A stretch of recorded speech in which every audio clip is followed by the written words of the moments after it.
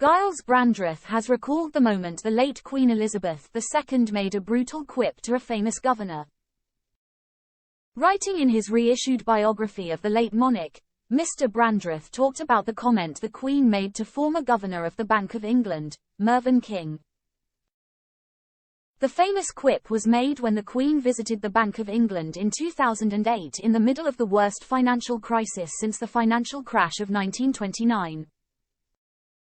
According to Mr Brandreth, at the end of the visit, the Queen turned around to ask Mr King how many people worked at the bank. What ensued next shocked both Mr King and Mr Brandreth, who first met the Queen in 1968. When Mr King said that 2,317 people worked there, the Queen reportedly replied, "And yet, none of you saw it coming." Speaking about the incident to the Independent, broadcaster, author, and former MP Mr Brandreth said, "She was a very shrewd cookie." Mr Brandreth also discussed another iconic moment for the monarch during the 2012 Olympic Games in London.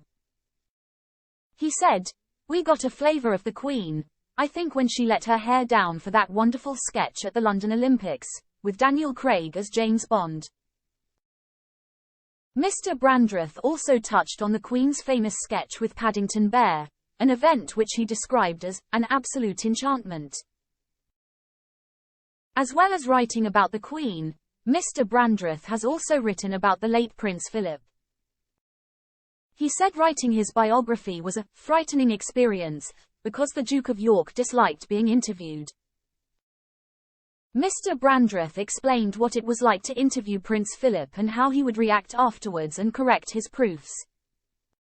He said, "He corrected the proofs, which was a nightmare.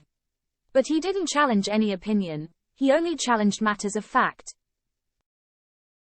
And he would put in the margins, 'No. Incorrect.'" He also touched on the spirit of Prince Philip and how he rode the waves of some of the most tumultuous periods in its history. He said, "Things went wrong for the royal family, but he had great perspective because he had seen it all. Exile, deaths, abdications, Princess Margaret's wedding and divorce. He had been through the rollercoaster ups and downs, and he knew that this too would pass." Quote,